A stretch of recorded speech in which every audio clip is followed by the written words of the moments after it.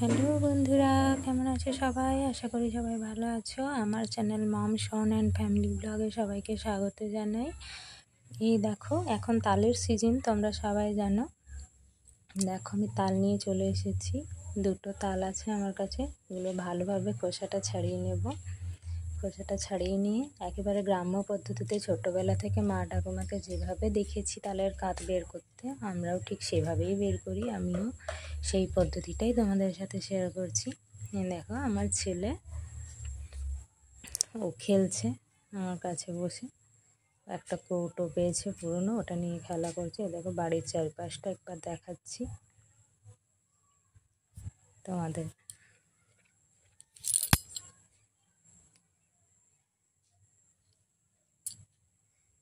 এটা বাড়ির চারিদিকটা আমাদের। দেখো, আমার তালের আটিগুলো ছাড়ানো প্রায় কমপ্লিট, আর একটা বাকি আছে, ওটাকেও ছাড়িয়ে নিই। তারপরে কিভাবে তালের কাতটা বার করব সেটা দেখাচ্ছি তোমাদের।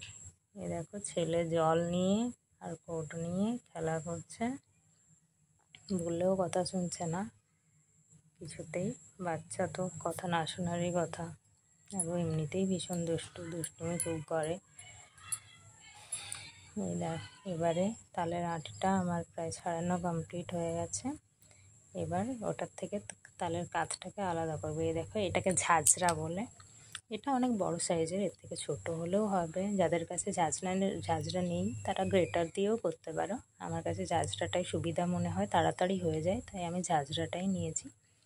নিচে একটা বাটি দিয়ে দিয়েছি। এবার চারদিকে ঘুরিয়ে ফিরিয়ে এটার উপরে ঘষতে থাকবো আটিটাকে।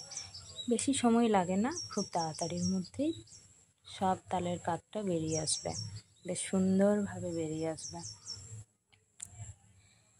এইভাবে খুবই সহজে তালের কাত বের করা যায়। যাদের কাছে এটা নেই তারা গ্রেটার দিয়ে করবে, একটু বেশি সময় লাগবে। এই দেখো, কি সুন্দর তালের কাতটা বেরিয়ে আসছে।